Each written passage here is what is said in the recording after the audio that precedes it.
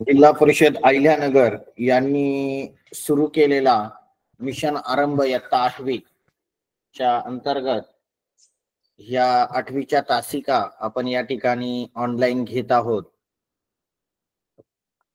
विषय इंग्रजी, घटक व्होकॅब्युलरी, उपघटक gauging the meaning of the word.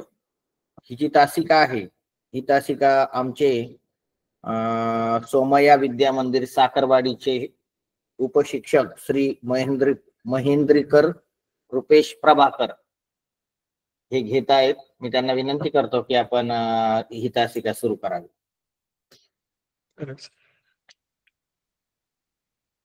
Good evening students.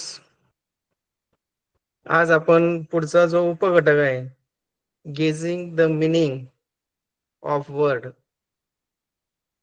हा पाहणार आहोत. Understanding word meanings through context. आता यामध्ये आपण आपल्याला अर्थ समजून घ्यायचा आहे.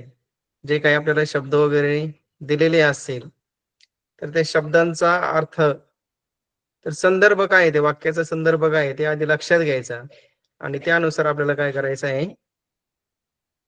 तो अर्थ जो असेल तो शोधायचा आहे. तर आजचं जे काय आपलं हे प्रेझेंटेशन आहे पीपीटी, तर यामध्ये सगळे जे काही स्लाइड्स आहे तर gauging the meaning of word यावरच आधारित आहे. तर आजच्या या प्रेझेंटेशन मध्ये आपल्याला how to gauge the meaning of words using sentence, context and web diagrams. आता येथे तुम्हाला जे काही सॅम्पल क्वेश्चन्स असणार आहेत किंवा जे काही प्रॅक्टिस क्वेश्चन असतील तर यामध्ये तुम्हाला काही वेब डायग्राम्स दिलेले आहेत, त्यामध्ये काही शब्द दिलेले असतील, त्या शब्दांच्या आधारे तुम्हाला तेथे योग्य पर्यायी शब्द कोणता असेल, त्याचा अर्थ काय असेल, कोणत्या अर्थाशी संबंधित आहे ह्या वेब डायग्राम्स, किंवा जे वाक्य दिलेलं आहे तर त्या वाक्यातून सुद्धा काय अर्थबोध होतो, तेथे नेमका त्या शब्दांचा अंडरलाईन केले जे काही वर्ड्स वगैरे असेल तर यांचा नेमका काय अर्थ होतो, तर हे सगळं आपल्याला शोधायचं आहे. तर यामध्ये we will review sample questions that demonstrate interpreting underlined words, selecting correct meanings and identifying titles for web diagrams. The goal is to build skills in understanding vocabulary through clues and examples. आता यामध्ये जे काही examples दिले आहेत किंवा clues तुम्हाला दिले असतील तर यातून आपल्याला जे काही अंडरलाईन केलेले वर्ड्स आहेत किंवा जे काही वेब डायग्राम्स आहेत तर यांचा नेमका काय अर्थ दिलेला आहे तो आपल्याला शोधायचा आहे. तर या जे काही स्लाइड्स आहेत तर it breaks down different questions types and explains how to arrive at the correct answer logically. तर अशा पद्धतीने तुमचे जे काही व्होकॅब्युलरी आहे, शब्दसंग्रह, तो वाढवण्यासाठी देखील काय हे जे काही प्रकरण आहे ते महत्वाचं आहे. तर यामध्ये शब्दांच्या अर्थाचा संदर्भातून अर्थ लावण्याचा जे काही तंत्र आहे तर त्याचा आपल्याला अभ्यास करायचा आहे. विविध प्रश्नांचे जे काही उदाहरणं आणि स्पष्टीकरण दिलेले आहेत तर यातून काय होईल तर तुमचा जो काही शब्दसंग्रह आहे तो नक्कीच सुधारेल.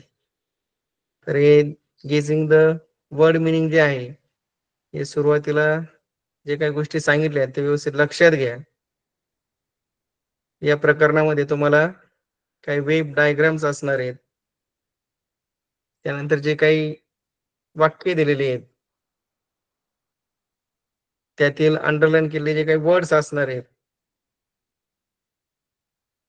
आणि त्याचा जो काही मिनिंग असेल, करेक्ट मिनिंग काय असेल, तर हे तुम्हाला जे काही क्लूज दिलेले आहेत किंवा ऑप्शन्स दिलेले आहेत त्यातून तुम्हाला ते शोधायचे आहेत.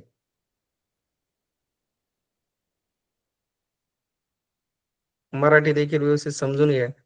मराठीमध्ये याचा शब्दांचा जे काही अर्थ आहे त्याच्या संदर्भातून त्या वाक्यामधून नेमका आपल्याला काय अर्थ येतोय आणि त्यानुसार त्या शब्दाचा काय अर्थ असेल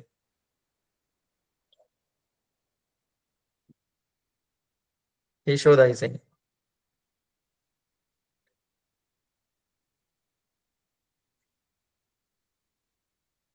आता यामध्ये एक मिशन कम्प्लिशन या बाबतीमध्ये एक सॅम्पल क्वेश्चन होता सुरुवातीचा. He was on the top of the Everest. his mission was accomplished.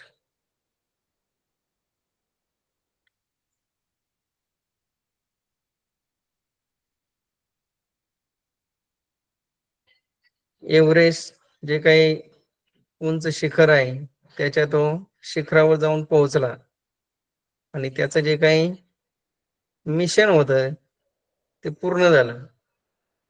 जे काही त्याचं ठरवलेलं काम होतं ते पूर्ण झालंय. तर त्याचे ऑप्शन्स होते वॉज इनकम्प्लीट. इनकम्प्लीट म्हणजे अपूर्ण राहणे. वॉज फिनिश्ड झाले. वॉज सक्सेसफुली कम्प्लिटेड यशस्वीपणे पूर्ण झाले हा एक ऑप्शन आहे. आणि वॉज अंडरटेकन म्हणजे हाती घेतले. तर यातील करेक्ट ऑप्शन्स आपल्याला कोणता वाटतोय? तो शिखरावर जाऊन पोहोचलाय म्हणजे त्याचं जे काही काम होतं, जे काही मोहीम होती त्याची ती यशस्वीपणे पूर्ण झाली. म्हणून his mission was accomplished. Was accomplished याला अंडरलाईन होतं. आणि वॉज अकम्प्लिश्ड याचा अर्थ होतो वॉज सक्सेसफुली कम्प्लिटेड. तर याच्या संदर्भातून मिशन अकम्प्लिश्ड याचा काय अर्थ घ्यायचा आहे आपल्याला? तर यशस्वीपणे पूर्ण झाले.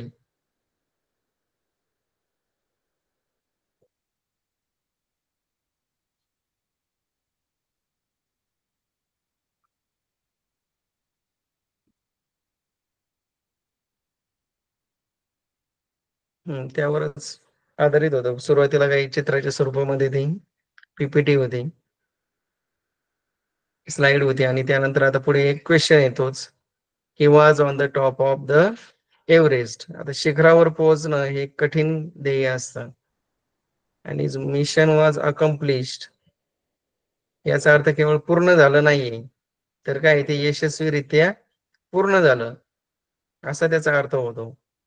आणि त्यामुळे इतर जे काही पर्याय वॉज इनकम्प्लीट म्हणजे अपूर्ण होतं, वॉज फिनिश्ड पूर्ण झाले आणि यशस्वीरित्या पूर्ण झाले, वॉज सक्सेसफुली कम्प्लिटेड आणि वॉज अंडरटेकन म्हणजे हाती घेतले होते. तर वॉज अकम्प्लिश्ड याचा योग्य अर्थ काय होतो? तर वॉज सक्सेसफुली कम्प्लिटेड.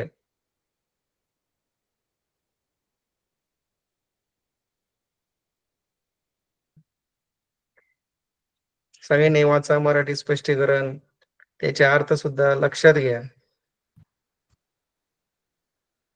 आणि तशा नोंदी करून ठेवा. ते लिहून ठेवत जा याचा अर्थ काय होतो. बाकीचे सुद्धा जे पर्याय आहे त्यांचे सुद्धा अर्थ काय होतात ते सुद्धा लक्षात घ्या.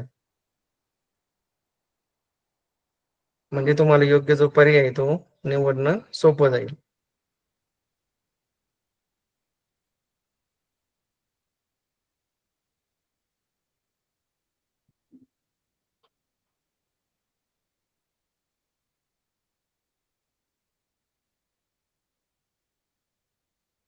सेकंड होतं, Shylock was so adamant that he did not accept the king's request.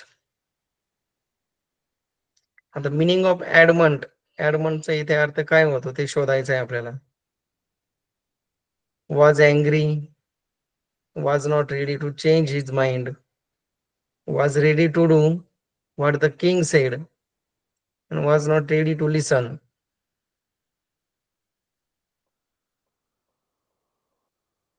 राजाने सुद्धा त्याला विनंती केली होती पण तरी देखील त्याने ते मानली नाही. म्हणजेच काय, त्याने आपलं मन बदलण्यास नकार दिला.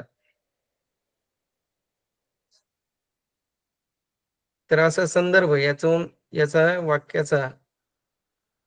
वाक्यातून जो काही संदर्भ आपण घेतो आणि त्यानुसार जो अर्थ आहे ऍडमंट या शब्दाचा, तर त्याचा अर्थ काय होतो? तर मन बदलण्यास नकार देणारा. आणि त्यामुळे याचं करेक्ट जे ऑप्शन आहे ते आहे was not ready to change his mind.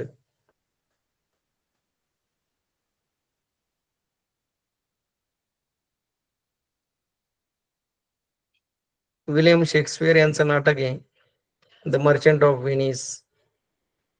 तर त्यामधील हा एक विलन होता शायलॉक नावाचा.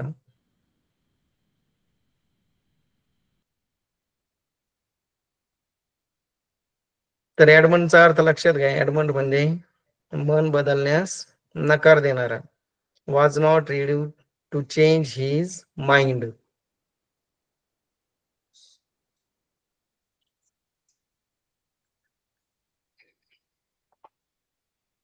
त्याचे मराठी स्पष्टीकरणासह अजून तुमच्या लक्षात येण्यासाठी, समजण्यासाठी, Shylock was so adamant that he did not accept the king's request. त्याचे जे पर्याय होते, वॉज अँग्री म्हणजे रागावलेला होता. करेक्ट पर्याय आपण पाहिला होता, was not ready to change his mind, मत बदलायला तयार नव्हता. Was ready to do what the king said, राजा जे म्हणतोय ते करण्यास तयार होता. आणि was not ready to listen, ऐकण्यास तयार नव्हता. तर इथे ऍडमंडचा अर्थ होतो आपल्या मतावर ठाम राहणे, मत न बदलणे.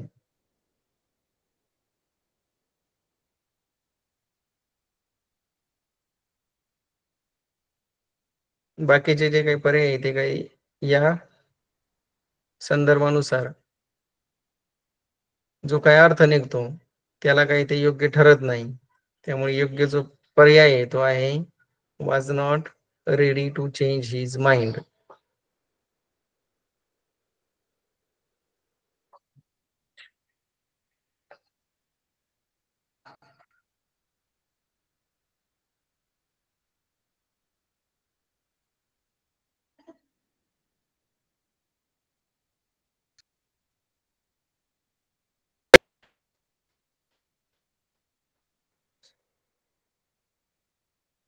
मध्यभागी चौकट दिलेली आहे, ती रिकामी आहे. आणि बाकीच्या जे काही चौकटी आहे त्यामध्ये काही शब्द दिलेले आहेत. त्यामध्ये पहिला होता स्टॉर्म्स आहे, त्यानंतर आहे अर्थक्वेक्स, ड्रॉट, फ्लड्स, व्होल्कॅनोज आणि सुनामी. तर स्टॉर्म्स याचा अर्थ होतो वादळ वारे. अर्थक्वेक म्हणजे भूकंप. ड्रॉट म्हणजे दुष्काळाची परिस्थिती. फ्लड म्हणजे पूर येणे. व्होल्कॅनोज ज्वालामुखी फुटणे. आणि सुनामी प्रचंड लाटा वगैरे निर्माण होणे समुद्रामध्ये. तर याचे जे काही ऑप्शन्स आहेत ते असे पुढील प्रकारे, मॅनमेड डिझास्टर आहेत काही सगळे, मानव निर्मित आहेत काही सगळे जे काही संकट आहेत. सीजनल कॅलॅमिटीज आहेत का, ऋतूनुसार ऋतुमानानुसार येणारी संकट आहेत का, की नॅचरल कॅलॅमिटीज आहेत, नैसर्गिक संकट आहेत का, आणि हेवनली रॅथ म्हणजे स्वर्गातून जो काही प्रकोप असतो, आकाशातून होणारा प्रकोप, तर अशा काही गोष्टी आहेत का. तर हे सगळ्या ज्या काही गोष्टी आहेत ह्या कशा आहेत, निसर्गातच असतात. वादळ असेल, भूकंप असेल, दुष्काळी असेल, पूर, ज्वालामुखी, सुनामी झालं, त्यामुळे हे सगळे काय झाले. तिसरा ऑप्शन करेक्ट आहे, नॅचरल कलॅमिटीज. तर या वेब डायग्राम मध्ये हे जे काही शब्द दिले आहेत बाकीचे, तर या शब्दांना सुटेबल असं योग्य जो काही शब्द होतो तो कोणताही, नॅचरल कलॅमिटीज.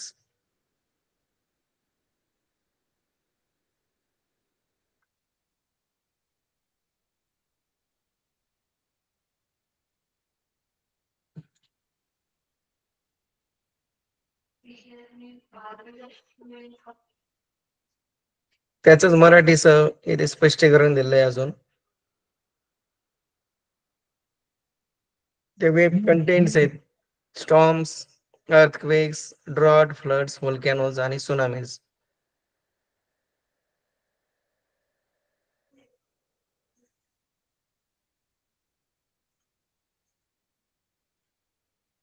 तर हे जे काही सगळे घटक जे आहेत, वादळ, भूकंप, दुष्काळ, पूर, ज्वालामुखी आणि सुनामी, हे सगळे नैसर्गिक आपत्ती आहेत. आणि त्यामुळे या सर्वांसाठीचा जो काही योग्य शीर्षक आहे ते नॅचरल कलॅमिटीज. हे यासाठी योग्य असं शीर्षक होऊ शकतं.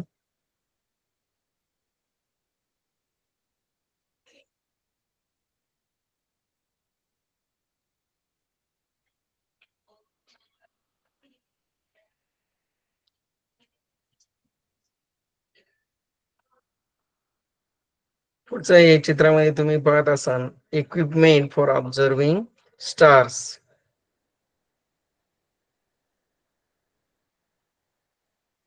ताऱ्यांचं निरीक्षण करण्यासाठीच एक उपकरण या चित्रामध्ये दाखवलेलं आहे. तरी काय असेल चित्रामध्ये असणार उपकरण ते तुम्हाला खालील ऑप्शन मधून सांगायचं आहे. ऑप्शन्स आहेत बायनॉक्युलर्स आहेत, त्यानंतर आहे स्टेथोस्कोप, थर्ड आहे टेलिस्कोप आणि फोर्थ आहे मायक्रोस्कोप.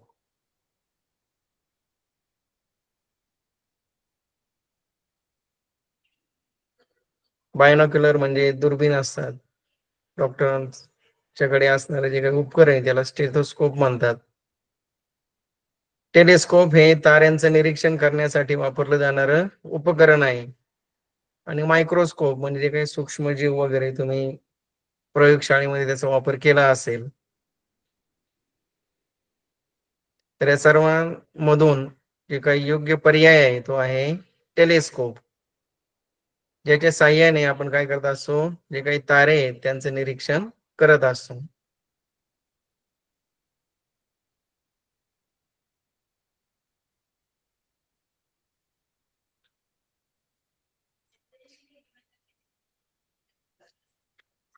पुस्तकामध्ये सुद्धा जे काही तुम्हाला प्रॅक्टिस क्वेश्चन दिलेले आहेत, तर त्यामध्ये हा क्वेश्चन आहे, चित्र दिलेलं आहे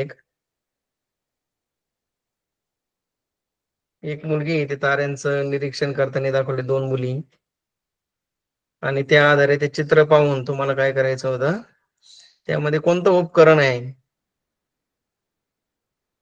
त्याचं नाव सांगायचं होतं.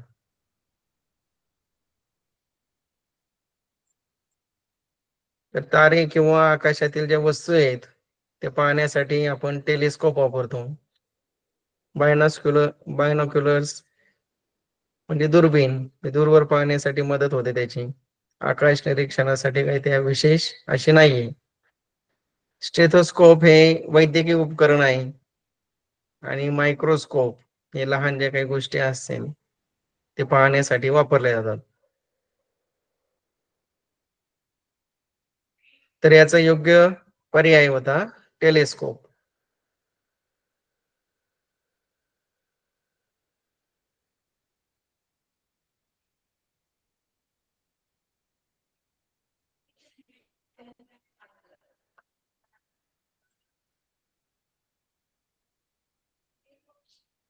पुढच्या चित्रामध्ये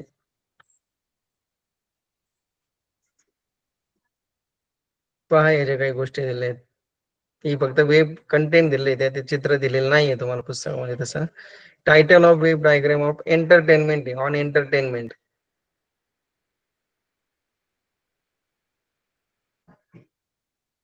टेलिव्हिजन, सीडी प्लेयर आहे, सिनेमा झाला, व्हिडिओ गेम्स झाले, डीव्हीडी झाले आणि ऑर्केस्ट्रा झाले.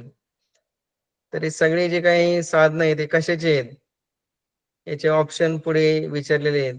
ऑलरेडी तुम्हाला सुरुवातीला सांगताना किंवा ते जे काही उत्तर आहे तुम्हाला मिळालं एंटरटेनमेंटचे, पण तरी सुद्धा जे काही ऑप्शन्स आहे ते एकदा लक्षात घ्या. मीन्स ऑफ इन्फॉर्मेशन आहे, त्यानंतर पास टाइम ऍक्टिव्हिटीज आहेत, युजफुल हॉबीज आहेत आणि मीन्स ऑफ एंटरटेनमेंट.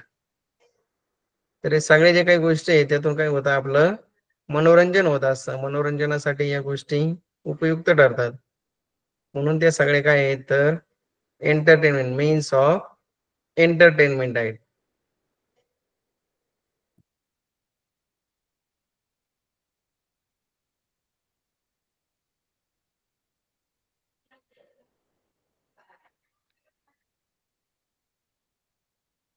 करमणुकीची साधनं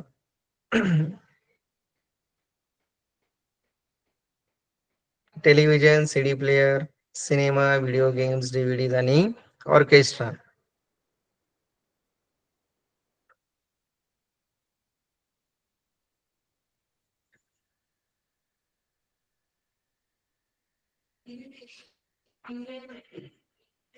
हे सर्व ज्या काही गोष्टी आहेत ते मनोरंजन देणारे आहेत, त्यामुळे ते मीन्स ऑफ एंटरटेनमेंट आहेत, करमणुकीची साधन आहेत. मीन्स ऑफ इन्फॉर्मेशन मध्ये काही माहिती देणारे जे काही साधनं असतात त्यांचा समावेश होतो. पण यामध्ये गेम्स वगैरे आले, व्हिडिओ गेम्स आहेत, ऑर्केस्ट्रा झालं, तर हे सगळं काय तर आपलं करमणूक करणारे आहेत, मनोरंजन करणारे आहेत. त्यामुळे मीन्स ऑफ एंटरटेनमेंट हा त्याचा योग्य पर्याय होता.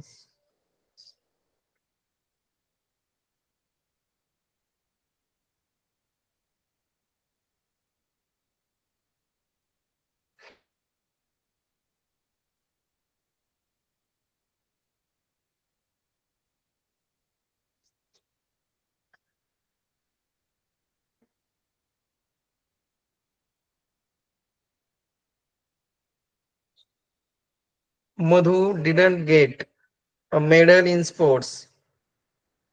मधुला काय स्पोर्ट्स खेळामध्ये काही त्याला पारितोषिक वगैरे मिळालं नाही, काही पदक मिळालं नाही, तर त्यासाठी एक मित्र म्हणून तुम्ही काय सल्ला द्याल? त्याला मिळालेलं नाही एखादं पदक किंवा बक्षीस मिळालेलं नाही, तर त्यावेळेस तुम्ही करेक्ट ऍडवाइस काय असेल, त्याचा प्रोत्साहनात्मक सल्ला द्यायचा तुम्हाला, एनकरेजमेंट, यातून त्याला काही प्रोत्साहन देखील मिळालं पाहिजे. प्रोत्साहनात्मक सल्ला काय द्याल? त्याचे ऑप्शन्स होते better luck next time, backup आहे, दॅट्स टेरिबल आणि दॅट्स वंडरफुल. त्याला पारितोषिकच मिळालं नाही, त्यामुळे बकअप, वंडरफुल असे हे जे काही गोष्टी आहेत ते काही त्याला सूट होणारे नाही आहेत असे वाक्य बोलणार. पण बेटर लक नेक्स्ट टाइम किंवा काही त्याला काहीच मिळालं नाही म्हणून दॅट्स टेरिबल, खूप भयंकर आहे, तुला काहीच मिळू शकलं नाही, असं देखील त्याला प्रतिसाद देणं हे योग्य ठरणार नाही. आपल्याला काय करायचंय, त्याला एनकरेज करायचं आहे, एनकरेजमेंट द्यायची आहे, प्रोत्साहन द्यायचं आहे. तर त्यासाठी तुम्ही योग्य पर्याय हा कोणता वापरू शकाल इथे? Better luck next time.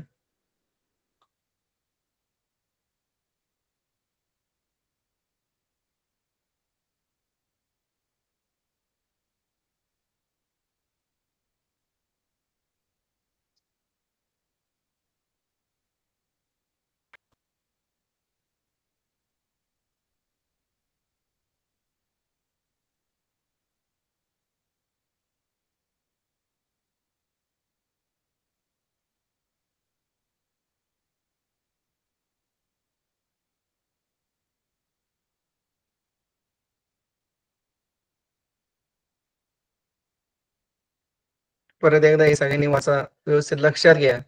Madhu didn't get a medal in the sports, correct advice by his friend काय असेल?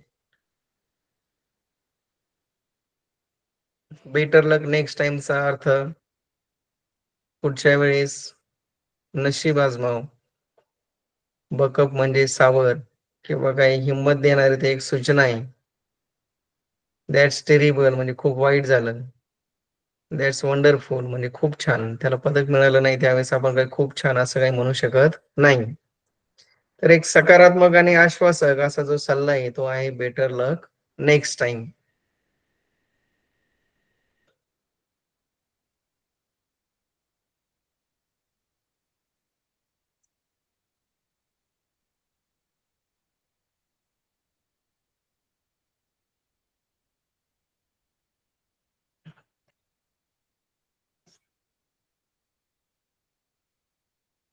अर्थ देखील सगळ्यांनी त्याचे मराठीमध्ये लिहून घेत जा, म्हणजे तुम्हाला लक्षात राहील, ते पाठांतर करा.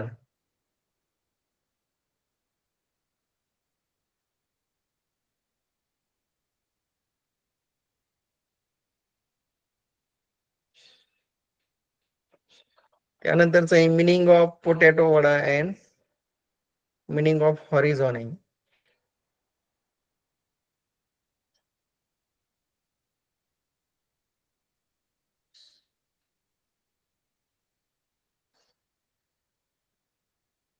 पोटॅटो वडाचा इथे मिनिंग दिलेला आहे, डिलिशियस स्नॅक,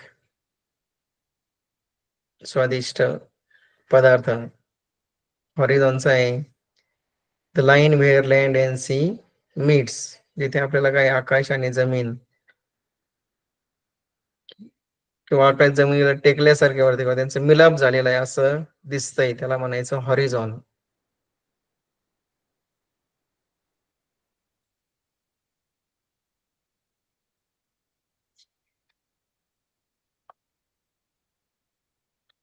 त्यातील पहिला होता potato vada is my favourite snack.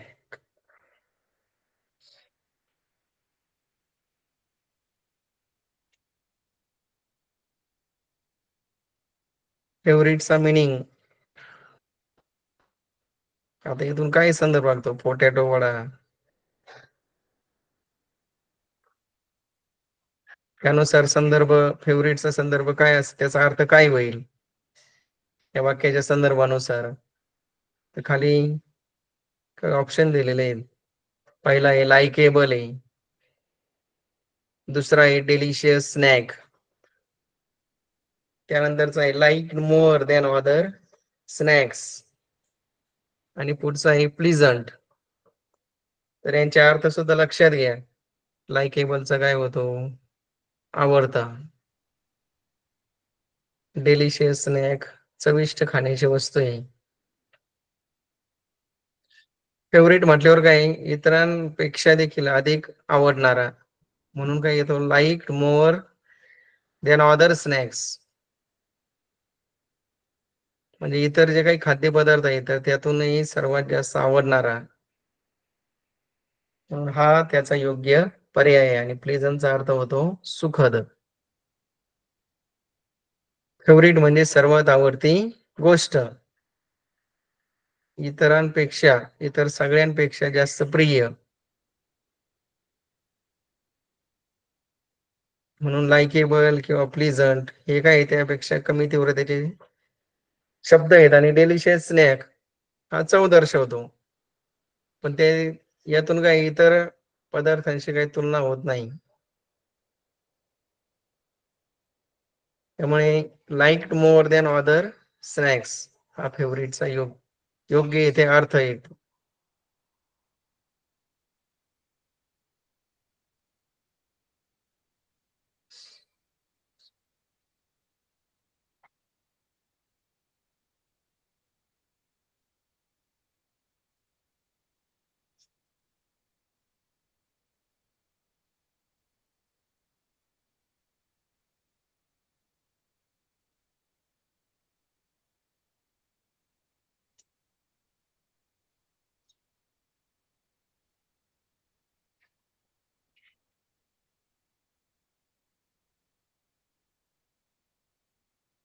Mahesh has one inter school judo championship.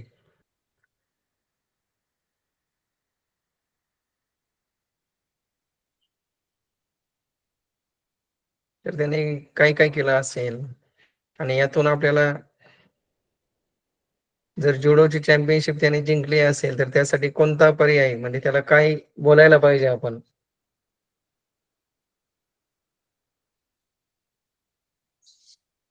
Healthy habits मध्ये पहा, exercise regularly, eat moderately, avoid bad habits, avoid sedentary life, आणि sleep well.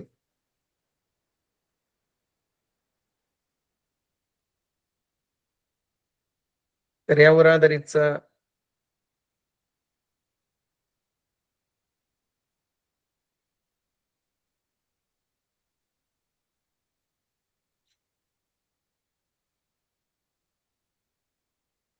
आरोग्यदायी जे सवयी आहेत सगळ्या,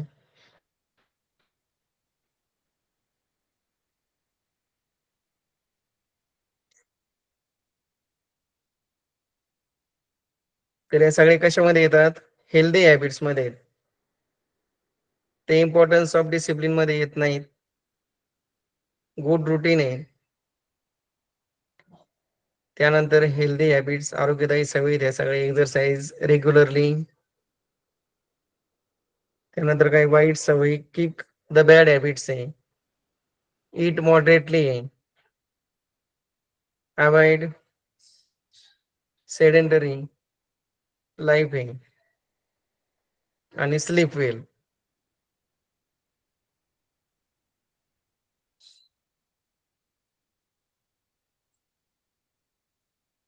तर चार जे ऑप्शन होते त्याचे importance of discipline, good routine, healthy habits आणि इम्पॉर्टन्स ऑफ लाईफस्टाईल. तर त्यातील हेल्दी हॅबिट्स हा त्याचा योग्य पर्याय, आरोग्यदायी सवयी या सगळ्या.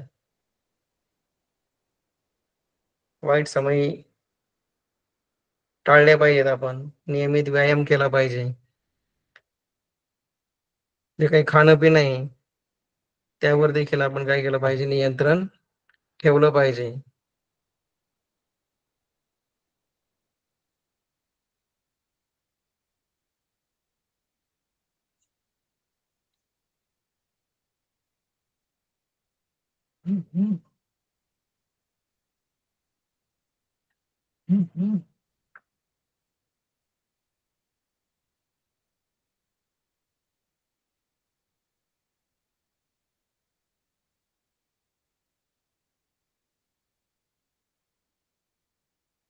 सेडेंटरी लाईफ म्हणजे एकाच ठिकाणी बसून काही गोष्टी वगैरे करणं. तर अशा ज्या काही गोष्टी त्या देखील टाळल्या पाहिजेत. म्हणजे मोबाईलचा वापर, स्लीप वेल आहे, चांगली झोप घेतली पाहिजे. तर हे सगळे काही आरोग्यदायी सवयी आहेत, हेल्दी हॅबिट्स मध्ये या येतात. तर हे जे काही वेब डायग्राम होतं तर याचं योग्य पर्याय होता हेल्दी हॅबिट्स.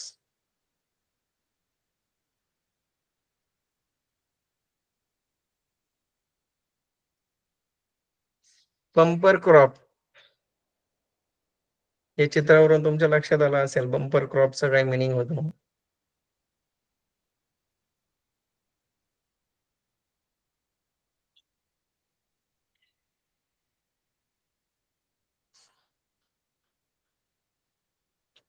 प्रमाणापेक्षा जास्त जे काही उत्पादन ज्यावेळेस होऊन जातं, भरपूर उत्पादन होऊन जातं, त्यावेळेस कोणता शब्द वापरला जातो, bumper crop. This year there has been a bumper crop of mangoes.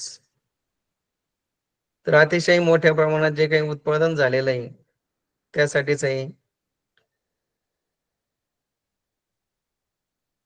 Very little म्हणजे खूपच थोडे, त्याचे जे ऑप्शन्स होते.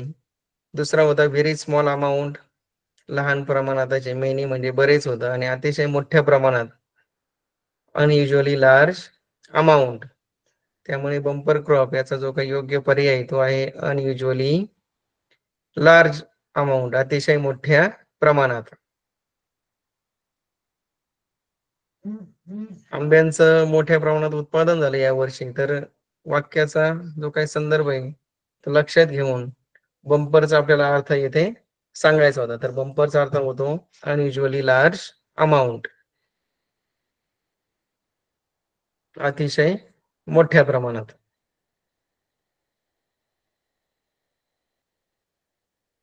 Very little, very small amount आणि मेनी असे जे काही पर्याय आहे काही त्याला सूट होत नाही.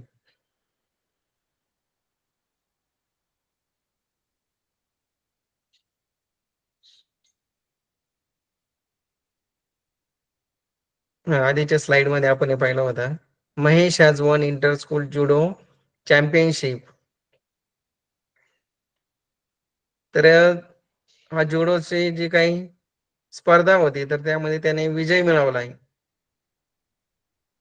तर त्यासाठी आपण कोणता त्याला त्याला काय म्हणायचं, आपण कोणता आपण योग्य असं त्याला रिस्पॉन्स वापरायचा.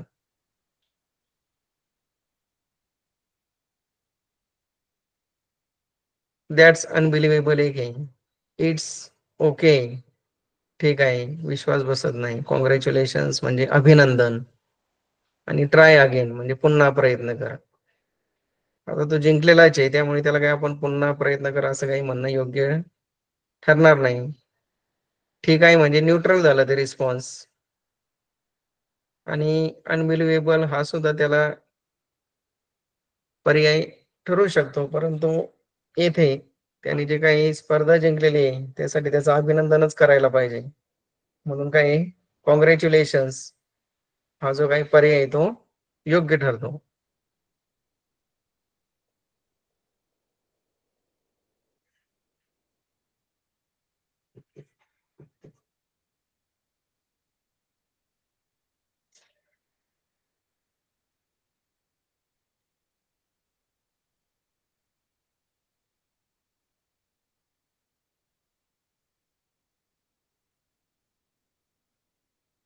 नेक्स्ट क्वेश्चन होता, the mother said I forbid you to play outside as it is storming.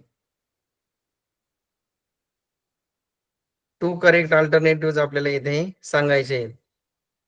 Forbid या शब्दाचे दोन कोणते अर्थ होतात हे ऑप्शन मधून आपल्याला शोधायचे आहेत. आणि योग्य जो ऑप्शन आहे, योग्य जे दोन ऑप्शन आहेत ते सांगायचे होते. आईने सांगितलंय मुलाला, काय बाहेर खूप वादळ आहे. स्टॉर्मी म्हणजे काय, वादळ आहे, त्यामुळे मी तुला बाहेर खेळू देणार नाही, असा त्याचा अर्थ होतो. फॉरबिड म्हणजे तो अर्थ आता काय निघतो आता येते ते सांगायचं आहे. आई काय करते, मनाई करते, प्रोहिबिशन झालं इथे, प्रोहिबिट, म्हणून इथे फॉरबिडचा अर्थ होतो प्रोहिबिट म्हणजे मनाई केली. इन्फॉर्म म्हणजे ते काही माहिती देत नाही यात. अलाव म्हणजे ती परवानगी देखील इथे देत नाही. आणि नॉट अलाव म्हणजे तिने इथे परवानगी दिलेली नाही. त्यामुळे फॉरबिड याचा अर्थ होतो प्रोहिबिट आणि नॉट अलाव, हे याचे दोन योग्य पर्याय आहेत. हे शब्दांचे अर्थ लक्षात घ्या, अर्थ लिहून ठेवा, पाठ करा, म्हणजे तुमच्या लक्षात राहील ते कोणत्या शब्दासाठी काय पर्याय असला पाहिजे. मराठीमध्ये देखील तुम्हाला स्पष्टीकरण दिलेले आहेत.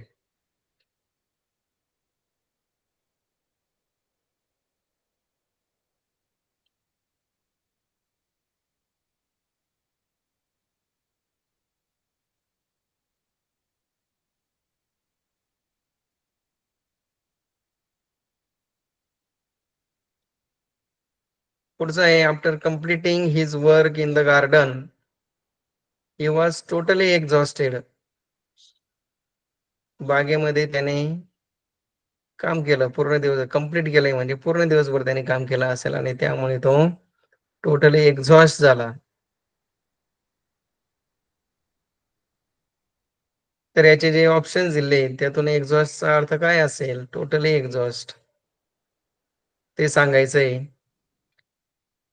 काम केल्यानंतर ही वॉज कम्प्लिटली रिलॅक्स्ड म्हणजे पूर्णपणे त्याने विश्रांती घेतली असं त्याचा अर्थ होत नाही. ही वॉज फुली हॅप्पी, तो खूप आनंदी झाला, अत्यंत आनंदी आहे, असं पण नाही. ही वॉज कम्प्लिटली हेल्पलेस, तो असहाय झाला. आणि पुढचा आहे, ही वॉज कम्प्लिटली टायर्ड, तो पूर्णपणे थकून गेला. टोटली, टोटली वरून देखील तुम्ही कम्प्लिटली हा त्याचा अर्थ तुम्हाला इथे समजू शकतो. आणि एक्झॉस्टेड, दिवसभराच्या कामाने तो काय झाला, थकून गेला. म्हणून एक्झॉस्टचा अर्थ थकणे हा होतो. त्यामुळे ही वॉज कम्प्लिटली टायर्ड, पूर्ण थकलेला, हा त्याचा योग्य पर्याय आहे.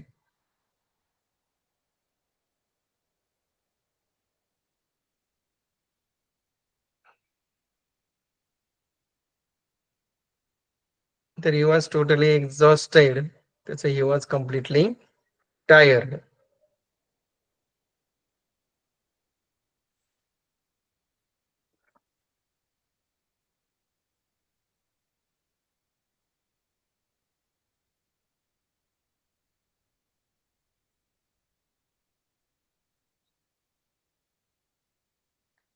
हॉरिझॉनच्या बाबतीमध्ये होता, आधी सुद्धा आपण तो पाहिला होता. The line where land or sea appears to meet the sky is called. जमीन असेल किंवा समुद्र, तर जिथे आकाश आणि जमीन हे भेटतात त्या रेषेला काय म्हणायचं. म्हणजे ते आपल्याला काय आकाश टेकल्यासारखं दिसतं जमिनीला, किंवा समुद्रात असताना समुद्राला ते टेकल्यासारखं दिसतं आपल्याला. तर त्यासाठी इंग्रजीमध्ये कोणता शब्द वापरतात? द स्कायलाईन आहे. इमारतीची आरेखीय रचना असते स्कायलाईन म्हणजे. हॉरिझॉन म्हणजे क्षितिज. ट्विलाइट म्हणजे संधी प्रकाश आहे. आणि बॉर्डर लाईन म्हणजे सीमारेषा. तर जे ते असे टेकलेले दिसतात आपल्याला किंवा भेटलेले दिसतात त्याला इंग्रजीमध्ये हॉरिझॉन म्हणतात. स्कायलाईन हे इमारती जे असतात तर त्यांचं किती उंची असली पाहिजे, शिखर कुठपर्यंत असलं पाहिजे, तर त्याची ती रेषा आहे. ट्विलाइट म्हणजे सूर्याचा अस्त होण्याचा काळ असतो, संधी प्रकाश. बॉर्डर लाईन म्हणजे दोन प्रदेशांमधील सीमा. तर हे जे काही बाकीचे पर्याय आहे हे या वाक्याच्या अर्थाला सूट होत नाही आणि त्यामुळे त्याचा जो काही योग्य जो पर्याय आहे तो आहे हॉरिझॉन.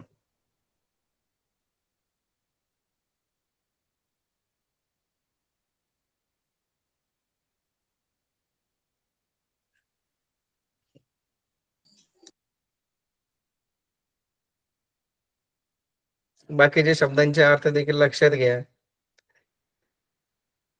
आणि या प्रश्नानुसार योग्य जो पर्याय आहे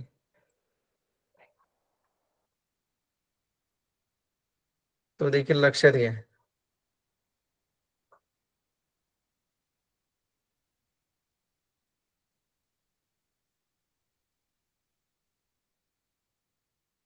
तर असे आतापर्यंत आपण जे काय पाहिले ते सगळे काय होते तर सॅम्पल आणि प्रॅक्टिस क्वेश्चन होते.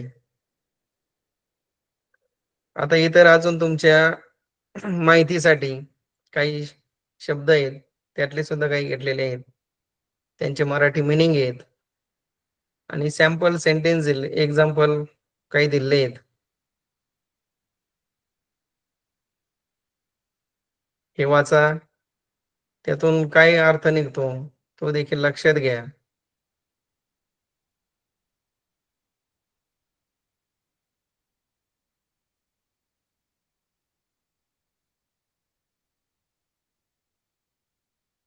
अकम्प्लिश्ड याचा अर्थ यशस्वी असा होतो.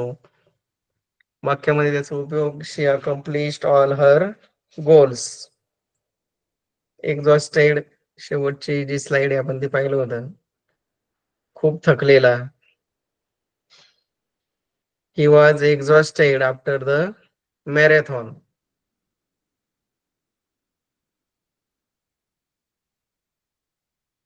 त्यानंतर डिटरमाइंड होता. डिटरमाइंड मीन्स ठाम असणे. शी इज डिटरमाइंड टू सक्सीड. तर हे वाक्य देखील लक्षात घ्या आणि त्यानुसार त्याचा अर्थबोध काय होतो त्या शब्दांचा ते लक्षात ठेवा. प्राऊड आहे, अभिमान वाटणारा. I felt proud of my team. Regret पश्चाताप करणे.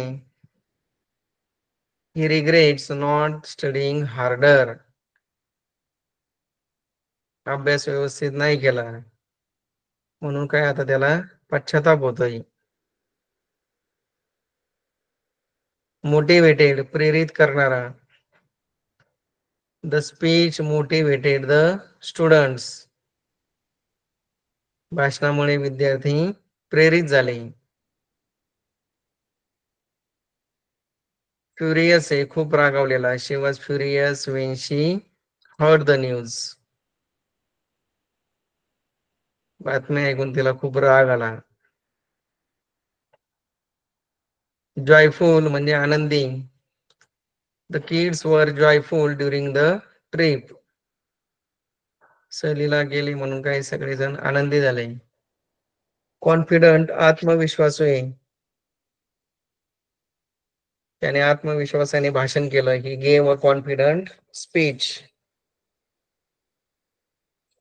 डिसअपॉइंटेड निराश झाला, नाराज झाला. दे वर डिसअपॉइंटेड विथ द रिझल्ट्स. तर हे सगळे जे काही शब्द आहेत त्यांचा अर्थ लक्षात घ्या, वाक्यात कसा उपयोग केलाय ते लक्षात घ्या, त्याचा अर्थ देखील काय होतो हे सगळे लक्षात ठेवा. स्क्रीनशॉट काढायचे काढून घ्या आणि हे लिहा, पाठ करा हे सगळं, जेणेकरून तुमचे हे जे काही प्रकरण आहे व्होकॅब्युलरी संदर्भात त्याची सुद्धा जे काही प्रकरण होते तर यामध्ये सुद्धा काय तुमचे जे काही व्होकॅब्युलरी शब्दसंग्रह जर चांगला असेल, त्यांचा अर्थ माहिती असेल, तर तुम्हाला त्यावर आधारित सगळे जे काही प्रश्न आहे ते सोडवणं सोपं जाईल. त्यासाठी शब्द, त्यांचे अर्थ, वाक्यामध्ये त्यांचा केलेला उपयोग हे सगळे व्यवस्थित पाठ करा.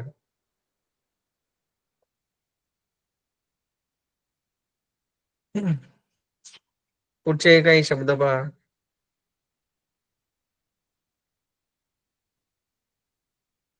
त्यांचा अर्थ लक्षात घ्या, वाक्यामध्ये कसा तो शब्द वापरलाय. ऍडमंड, शी was ऍडमंड about her decision.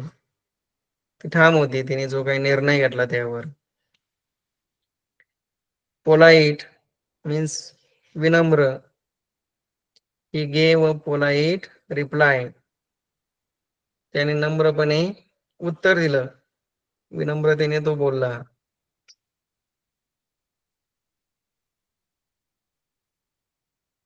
Honest, प्रामाणिक. Everyone respects an honest person. प्रामाणिक व्यक्ती जे असतात त्यांचे सगळेजण काय करतात, मान सन्मान ठेवतात, आदर करतात. ग्रीडी म्हणजे लोभी, लालची. The greedy man wanted more money. जे लालची लोभी लोक असतात त्यांना अजून अपेक्षा असते काय, जास्त पैसे मिळवण्याची. त्यानंतर ब्रेव आहे, ब्रेव म्हणजे शूर. The soldier was brave. Humble, नम्र. Despite success he remained humble. यश मिळालं तरी देखील तो कसा होता, नम्र होता. खूप काही त्याला त्याचा गर्व झाला नाही. पुढचं ॲरोगंट आहे, गर्विष्ठ. Arrogant people are hard to work with. जे काही गर्विष्ठ लोक असतात त्यांच्याबरोबर काय काम करणं देखील कसं असतं, कठीण असतं, अवघड असतं. लेझी, आळशी. Don't be lazy, finish your work.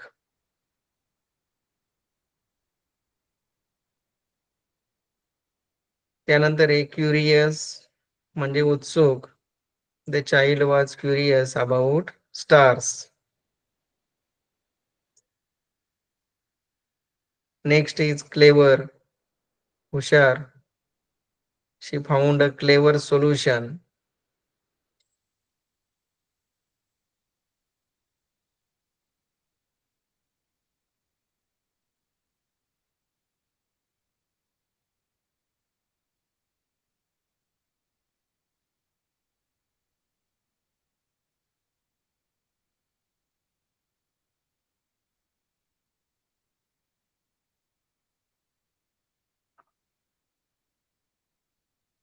शब्द, अर्थ, वाक्य सर्वांनी वाचा दे.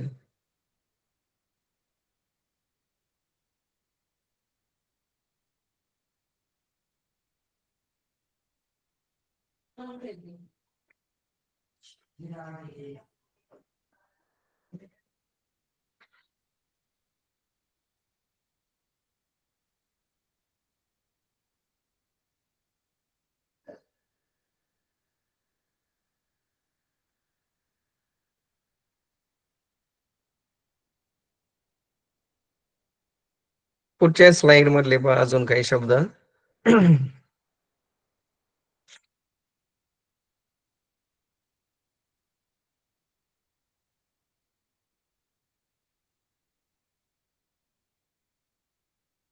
मिस्टेरियस आहे, रहस्यमयी.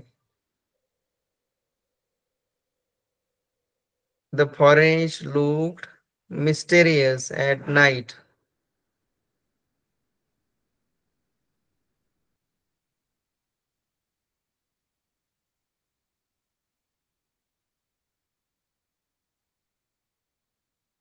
Next is dangerous. धोकेदायक. Snakes can be dangerous.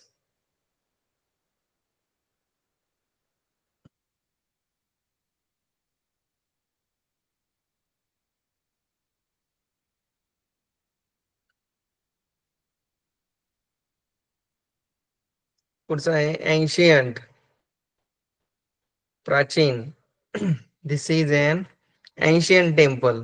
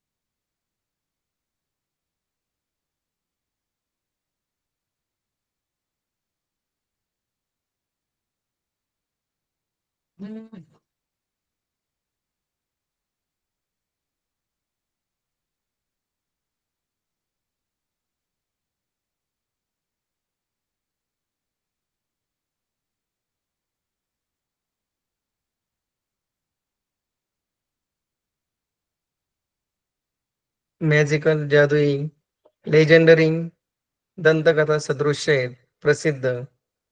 He is a legendary cricket player. Tragic, दुःखद आहे. The ending was tragic. शेवट जो होता तो कसा झाला, दुःखद झाला. तो एक प्रसिद्ध आधीचा लेजेंडरीचा होता, प्रसिद्ध दंतकथा सदृश्य आहे. सस्पिशियस आहे, संशयास्पद. He looked around suspiciously.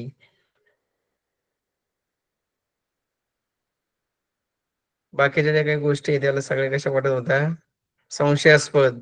म्हणून तो सगळीकडे संशयाने पाहत होता. हिरोईक म्हणजे शौर्याने भरलेला, शौर्यपूर्ण. हर हिरोईक ऍक्ट सेव्ड लाईव्स. त्याने जे काही शौर्यपूर्ण काम केलं होतं त्यामुळे कित्येक लोकांचे प्राण वाचले.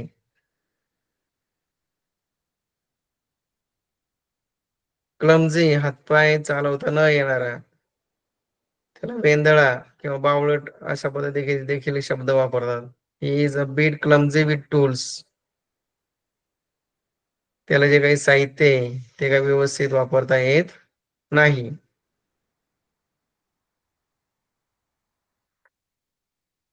आणि विकेड आहे, विकेड म्हणजे वाईट किंवा दुष्ट.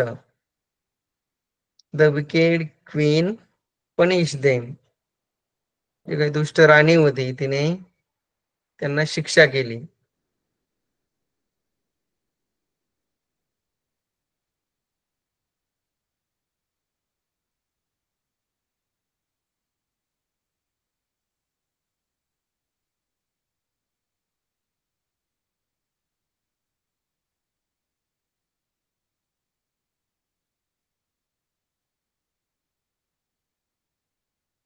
अजून आहेत काही शब्द पुढे. नॅचरल, नैसर्गिक. Natural disasters can be prevented.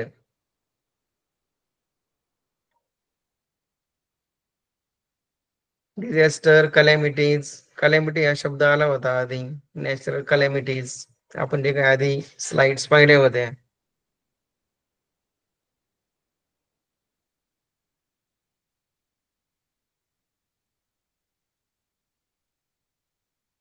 तर it can't be prevented. Can't be prevented म्हणजे काही जे काही नैसर्गिक आपत्ती असतात त्यांच्यावर आपण काही नियंत्रण ठेवू शकत नाही. किंवा ते टाळू शकत नाही.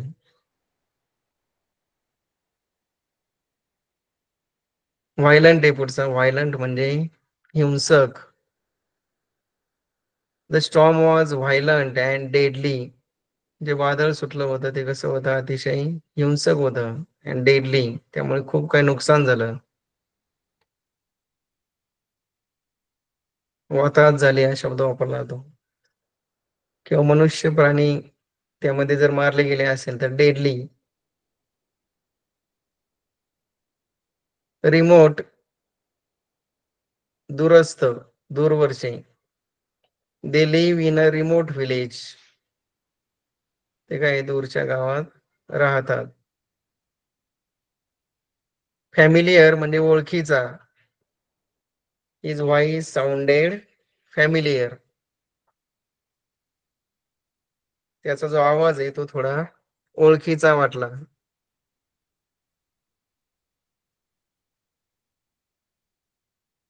अनयुज्युअल, असामान्य.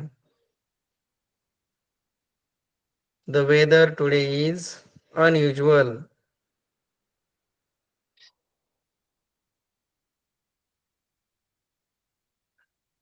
टेम्पररी म्हणजे तात्पुरती. दिस इज अ तात्पुरतं सोल्युशन. हे काही टेम्पररी सोल्युशन, हे काही तात्पुरतं पर्याय उपाय होता, तर त्यासाठी टेम्पररी. परमानंट म्हणजे कायमचा. She got a permanent job.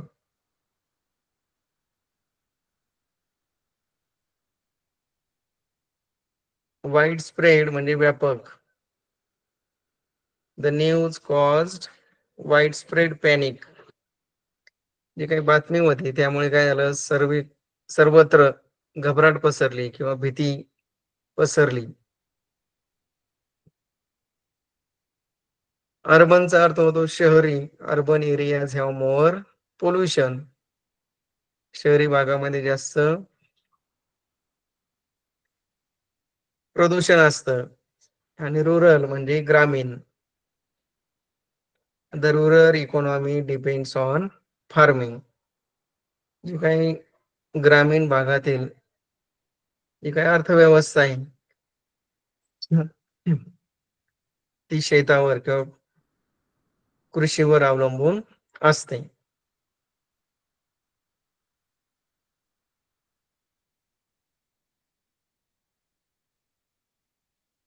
तर असे हे जे काही शब्द आहेत, अजूनही भरपूर काही शब्द आहेत, ते तुम्ही पाठ करा.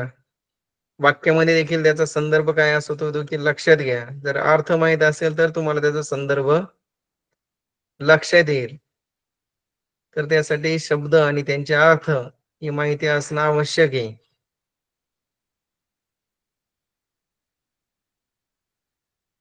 जर शब्दाचा अर्थच माहिती नसेल तर नेमकं ते वाक्यातून काय सांगितलं आपल्याला ते देखील व्यवस्थित समजणार नाही.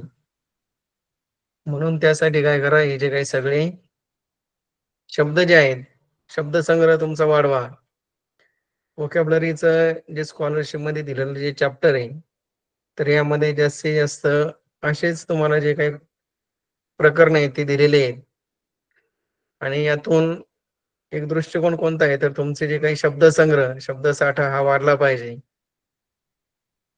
त्यांचे अर्थ हे तुम्हाला माहिती असले पाहिजेत, जेणेकरून तुम्हाला सुद्धा हे जे काही प्रश्न येतील ते सोडवणं सोपं जाईल. अजून काही शब्द आहे वाचा, लक्षात घ्या.